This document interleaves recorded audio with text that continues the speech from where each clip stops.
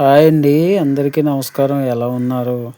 ఈరోజు మనం తాటికాయలతో తాటిగారెలు అయితే చేసుకుంటున్నామండి. ఈ తాటిగారెలు చేసుకునే ముందు వీడియోకి ఒక లైక్ చేయండి. ఇది సీజనల్గా దొరికే ఫ్రూట్ అండి. మనమైతే 2 కాయలు తీసుకున్నాం తాటికాయలు.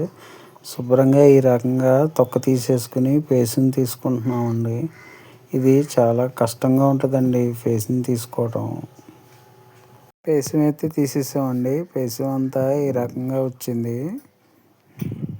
పేసంలోకి బెల్లం తీసుకున్నామండి. బెల్లం అంతా కూడా ఈ రకంగా చెక్కేసుకున్నాం. కూర తీసేసుకున్నాం అనమాట మొత్తం అంతా కూడా.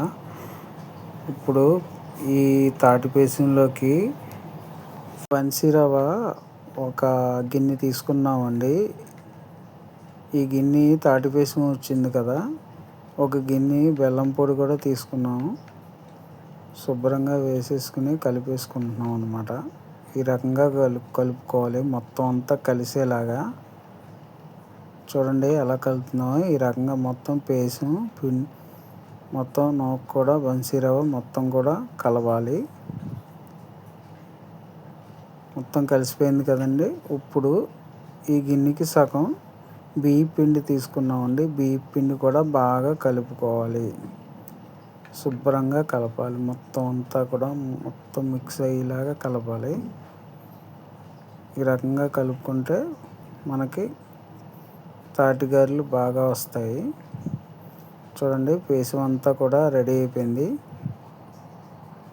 తాటిగారెలకి పిండి మొత్తం రెడీ అయిపోయిందండి. ఈ రకంగా మనం గారెలు వేసుకున్నట్టే ఇలా గారె షేప్లో పెట్టుకుని డీప్ ఫ్రై చేసుకోవాలి. మొత్తం ఈ రకంగా ఒక్కొక్కటి వేసేసుకుంటున్నాం. కొద్దిగా నూనె రాసుకోవాలండి, నీట్గా వస్తుంది అప్పుడు బాగా. ఈ రకంగా వేసుకోవటం వల్ల బాగా వస్తాయి అన్నమాట గారె షేప్ కూడా. చూడండి షేప్ ఎంత బాగా వచ్చిందో. ఇప్పుడు అన్నీ కూడా వేసేసి డీప్ ఫ్రై చేసేస్తున్నాం. ఒక్కటి వేసేస్తున్నాం. బాగా వచ్చినాయండి అన్నీ కూడా ఒకే సైజులో వచ్చినాయి. బాగా వేగిపోతున్నాయండి. చూడండి రోస్ట్గా ఈ రకంగా వేగాలి. మరీ రోస్ట్ కాకుండా మీడియంగా ఉండాలన్నమాట. ఒక్కొక్కటి తీసేస్తున్నాం. గారెలన్నీ వేగినవన్నీ తీసేస్తున్నాం అన్నమాట.